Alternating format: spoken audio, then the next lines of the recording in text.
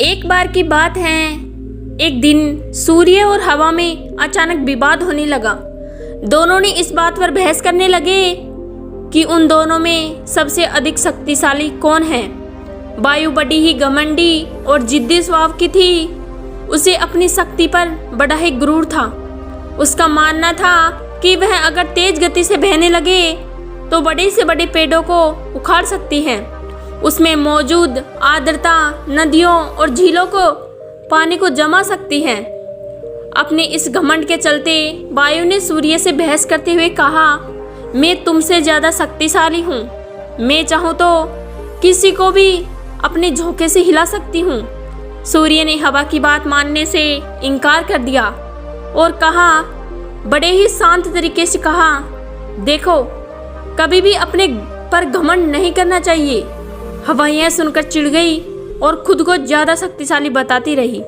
इस पर दोनों आपस में बहस ही कर रहे थे कि उन्हें तभी रास्ते में एक आदमी दिखाई दिया।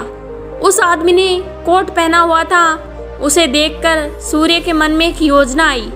उसने हवा से कहा, जो भी इस आदमी को उसका कोट उतारने के लिए मजबूर कर देगा उसे ही अधिक शक्तिशाली माना जाएगा। हवा ने बात मान ली और कहा, ठीक है, सबसे पहले मैं कोशिश करूंगी, तब तक तुम बादलों में छिप जाओ। सूर्य बादलों में पीछे छिप गया। फिर हवा बहने लगी। वह धीमे धीमे बहने लगी, लेकिन उस आदमी ने अपना कोट नहीं उतारा। फिर वह तेज से बहने लगी।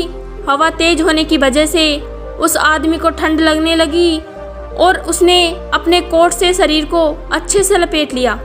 बहुत देर तक ठंडी और तेज हवा बहती रही, लेकिन उस आदमी ने अपना कोट नहीं उतारा। अंत में हवा थककर शांत हो गई। इसके बाद सूर्य की बारी आई। वह बादलों से बाहर निकला और हल्की धूप करके चमकने लगा।